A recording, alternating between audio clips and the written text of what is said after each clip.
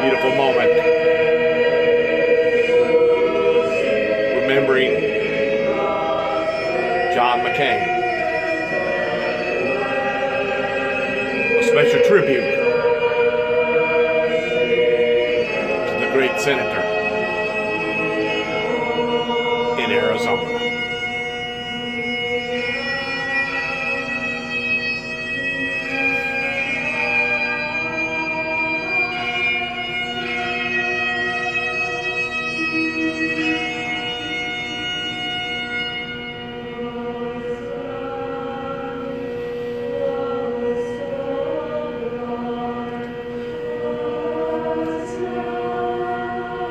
It's hard to take it all in.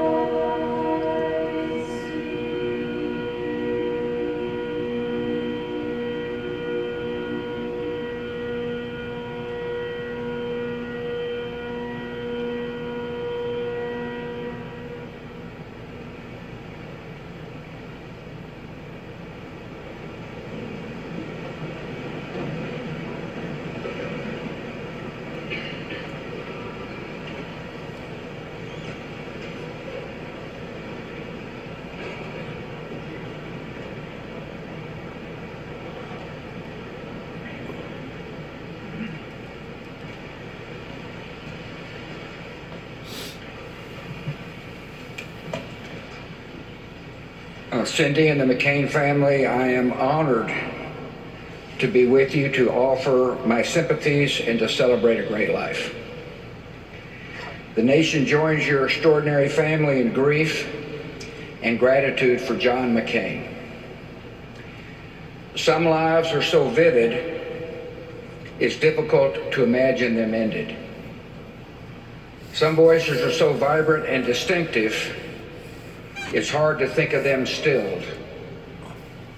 A man who seldom rested is laid to rest, and his absence is tangible, like the silence after a mighty roar. The thing about John's life was the amazing sweep of it, from a tiny prison cell in Vietnam to the floor of the United States Senate, from troublemaking plebe presidential candidate.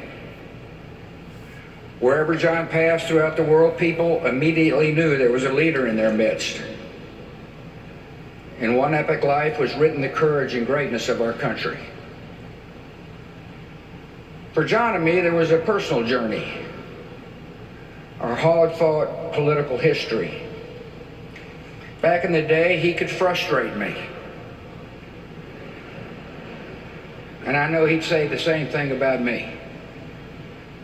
But he also made me better.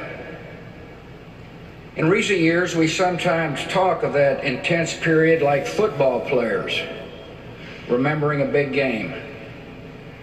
In the process, rivalry melted away. In the end, I got to enjoy one of life's great gifts, the friendship of John McCain, and I'll miss it.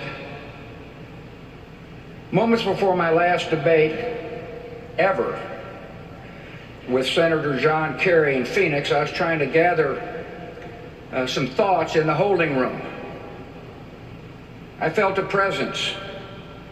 Opened my eyes. God, he looks more like his daddy every and day. 6 inches from my face was McCain, who yelled, "Relax, relax."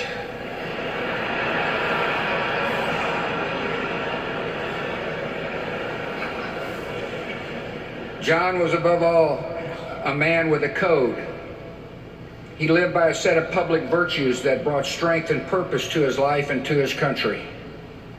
He was courageous, with a courage that frightened his captors and inspired his countrymen. He was honest, no matter whom it offended. Presidents were not spared. He was honorable, always recognizing that his opponents were still patriots and human beings. He loved freedom with the passion of a man who knew its absence. He respected the dignity inherent in every life, a dignity that does not stop at borders and cannot be erased by dictators. Perhaps above all, John detested the abuse of power, could not abide bigots and swaggering despots. There was something deep inside him that made him stand up for the little guy, to speak for forgotten people in forgotten places. One friend from his Naval Academy days recalls how John, while a lowly plebe, reacted to seeing an upperclassman verbally abuse a steward. Against all tradition, he told the jerk to pick on someone his own size. It was a familiar refrain during his 6 decades of service. Where does such strength of conviction come from? Perhaps from a family where honor was in the atmosphere, or from the first-hand experience of cruelty, which left physical reminders that lasted his whole life, or from some deep well of moral principle. Whatever the cause, it was this combination of courage and decency that defined John's calling, and so closely paralleled the calling of his country.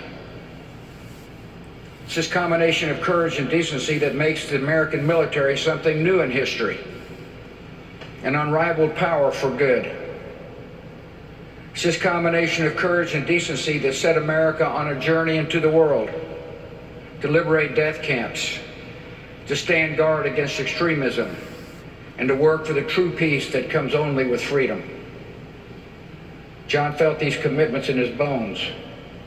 It is a tribute to his moral compass that dissidents and prisoners in so many places, from Russia to North Korea to China, knew that he was on their side. And I think their respect meant more to him than any medals and honors life could bring. The passion for fairness and justice extended to our own military. When a private was poorly equipped or a seaman was overworked in terrible conditions, John enjoyed nothing more than dressing down an admiral or a general.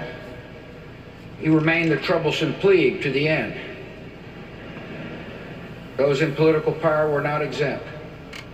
At various points throughout his long career, John confronted policies and practices that he believed were unworthy of his country. To the face of those in authority, John McCain would insist, "We are better than this. America is better than this." John, as he was the first to tell you, was not a perfect man, but he dedicated his life to national ideals that are as perfect as men and women have yet conceived. He was motivated by a vision of America carried ever forward, ever upward, on the strength of its principles. He saw our country not only as a physical place or power, but as the carrier of enduring human aspirations, as an advocate for the oppressed, as a defender of the peace, as a promise, unwavering, undimmed, unequal. The strength of a democracy is renewed by reaffirming the principles on which it was founded. And America somehow has always found leaders who were up to that task, particularly at the time of greatest need. John was born to meet that kind of challenge, to defend and demonstrate the defining ideals of our nation. If we're ever tempted to forget who we are, to grow weary of our cause, John's voice will always come as a whisper over our shoulder. We are better than this. America is better than this. John was a restless soul. He really didn't glory in success or wallow in failure, because he was always on to the next thing. Friends said he can't stay in the same experience. One of his books ended with the words, "And I moved on." John has moved on. He would probably not want us to dwell on it, but we are better for his presence among us. The world is smaller for his departure, and we will remember him as he was, unwavering, undimmed, unequal.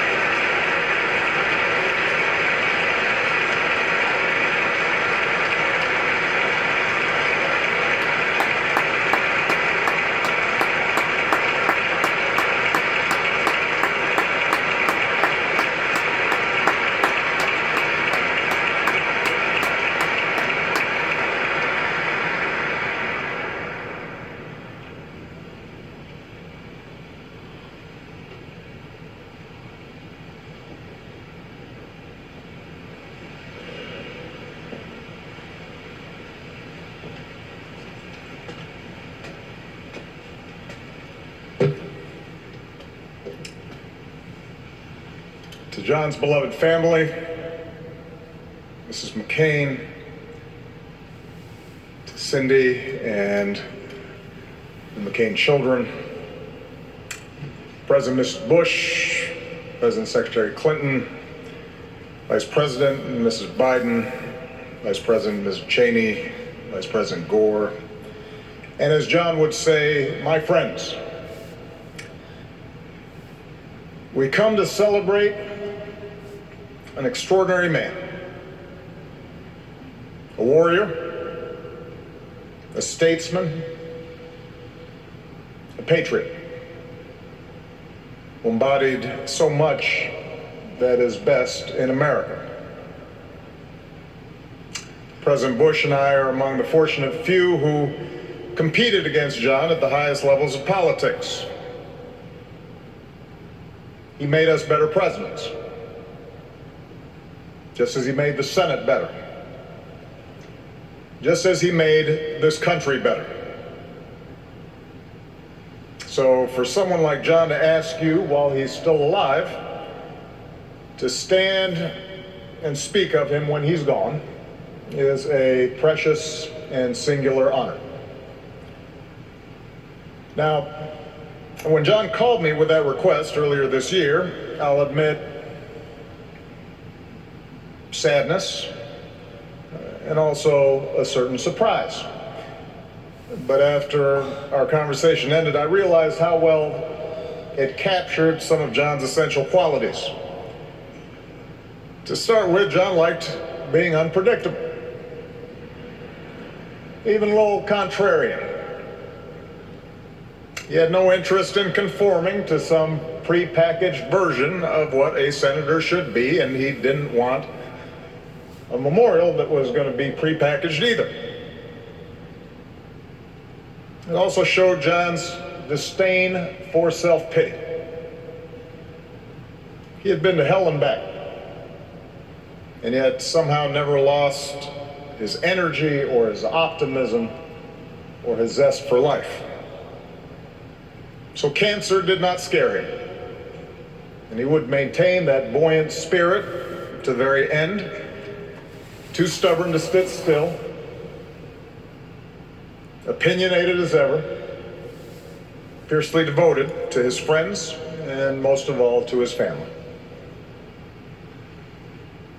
It showed his irreverence, his sense of humor, a little bit of a mischievous streak. After all, what better way to get a last laugh than to make George and I say nice things about him to a national audience?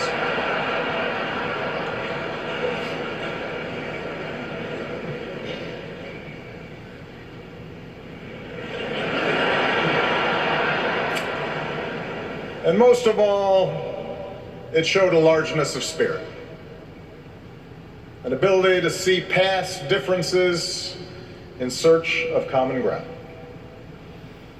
And in fact, on the surface, John and I could not have been more different. We're of different generations. I came from a broken home and never knew my father. John was the scion of one of America's most distinguished military families. I have a reputation for keeping cool. John, not so much.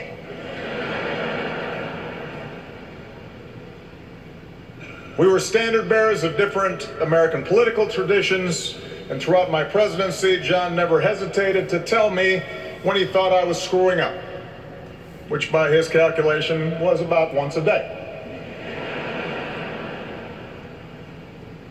But for all our differences, for all the times we sparred, I never tried to hide, and I think John came to understand the long-standing admiration that I had for him. By his own account, John was a rebellious young man. In his case, that's understandable. What faster way to distinguish yourself when you're the son and grandson of admirals than to mutiny? Eventually, though, he concluded that the only way to really make his mark on the world is to commit to something bigger than yourself. And for John, that meant answering the highest of callings, serving his country in a time of war. Others this week and this morning have spoken to the depths of his torment and the depths of his courage there in the cells of Hanoi, when day after day, year after year, that youthful iron was tempered into steel. And it brings to mind something that Hemingway wrote in the book that Megan referred to, his favorite book. Today is only one day in all the days that will ever be. But what will happen in all the other days that ever come can depend on what you do today. In captivity, John learned, in ways that few of us ever will, the meaning of those words. How each moment, each day, Each hour. each choice is a test. Hour for hour, minute for John minute. McCain passed that test again and again and again. And that's why when John spoke of virtues like service and duty, it didn't ring hollow. They weren't just words to him. It was a truth that he had lived, and for which he was prepared to die. And it forced even the most cynical to consider, what were we doing for our country? Right. What might we risk everything for? Right. You know, much has been said this week about what a maverick John was. Now, in fact, John was a pretty conservative guy. Trust me, I was on the receiving end of some of those votes. But he did understand that some principles transcend politics, that some values transcend party. He considered it part of his duty to uphold those principles and uphold those values. John cared about the institutions of self-government, our Constitution, our Bill of Rights, rule of law, separation of powers, even the arcane rules and procedures of the Senate. He knew that in a nation as big and boisterous and diverse as ours, those institutions, those rules, those norms are what bind us together. They give shape and order to our common life. Even when we disagree, especially when we disagree.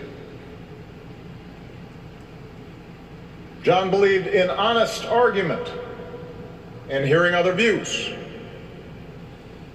He understood that if we get in the habit of bending the truth to suit political expediency or party orthodoxy, our democracy will not work.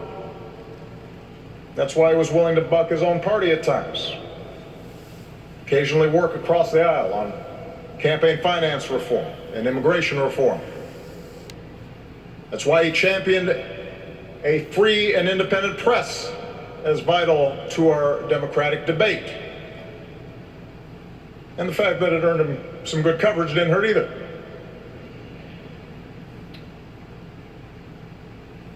John understood, as JFK understood, as Ronald Reagan understood, that part of what makes our country great is that our membership is based not on our bloodline, not on what we look like, what our last names are. It's not based on where our parents or grandparents came from or how recently they arrived, but on adherence to a common creed, that all of us are created equal. endowed by our Creator with certain inalienable rights. It's been mentioned today, and we've seen footage this week of John pushing back against supporters who challenged my patriotism during the 2008 campaign. I was grateful, but I wasn't surprised. As Joe Lieberman said, it was John's instinct. I never saw John treat anyone differently because of their race or religion or gender. And I'm certain that in those moments that have been referred to during the campaign, he saw himself as defending America's character, not just mine. For he considered it the imperative of every citizen who loves this country to treat all people fairly.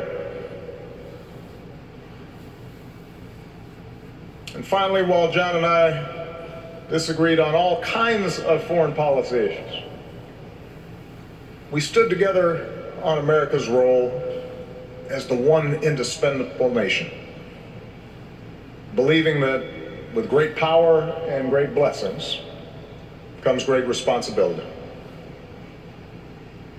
That burden is borne most heavily by our men and women in uniform. Service members like Doug, and Jimmy, and Jack, who followed their father's footsteps, as well as the families who serve alongside our troops. But John understood that our security and our influence was won not just by our military might, not just by our wealth, not just by our ability to bend others to our will, but from our capacity to inspire others with our adherence to a set of universal values like rule of law and human rights, and an insistence on the God-given dignity of every human being. And of course, John was the first to tell us that he was not perfect. Like all of us who go into public service, he did have an ego. Like all of us, there were no doubt some votes he cast, some compromises he struck, some decisions he made that he wished he could have back. It's no secret, it's been mentioned that he had a temper. And when it flared up, it was a force of nature, a wonder to behold. His jaw grinding, his face reddening, his eyes boring a hole right through you. Not that I ever experienced it firsthand, mind you.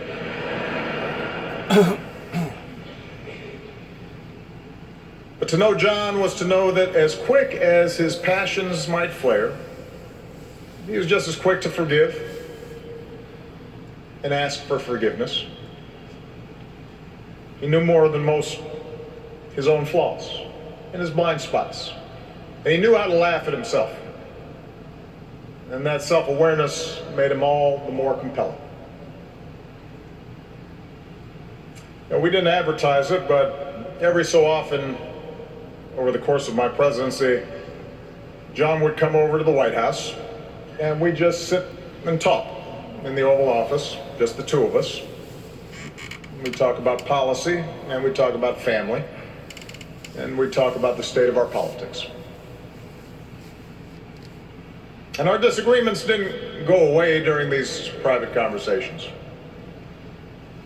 Those were real, and they were often deep. But we enjoyed the time we shared away from the bright lights. And we laughed with each other. And we learned from each other. And we never doubted the other man's sincerity, or the other man's patriotism, or that when all was said and done, we were on the same team. We never doubted we were on the same team. For all of our differences, we shared a fidelity to the ideals for which generations of Americans have marched and fought and sacrificed and given their lives. We considered our political battles a privilege, an opportunity to serve as stewards of those ideals here at home and to do our best to advance them around the world. We saw this country as a place where anything is possible. And citizenship is an obligation to ensure it forever remains that way. And more than once during his career, John drew comparisons to Teddy Roosevelt. And I'm sure it's been noted that Roosevelt's man in the arena oration seems tailored to John. Most of you know it. Roosevelt speaks of those who strive, who dare to do great things, who sometimes win and sometimes come up short, but always relish a good fight. A contrast to those cold, timid souls who know neither victory nor defeat. Isn't that the spirit we celebrate this week? That striving to be better, to do better, to be worthy of the great inheritance that our founders bestowed. So much of our politics, our public life, our public discourse can seem small and mean and petty. Trafficking in bombast and insult and phony controversies and manufactured outrage. It's a politics that pretends to be brave and tough, but in fact is born of fear. John called on us to be bigger than that. He called on us to be better than that. Today is only one day in all the days that will ever be. But what will happen in all the other days that will ever come can depend on what you do today. What better way to honor John McCain's life of service than, as best we can, follow his example? To prove that the willingness to get in the arena and fight for this country is not reserved for the few, it is open to all of us. And in fact, it's demanded of all of us as citizens of this great republic. That's perhaps how we honor him best. By recognizing that there are some things bigger than party or ambition or money or fame or power.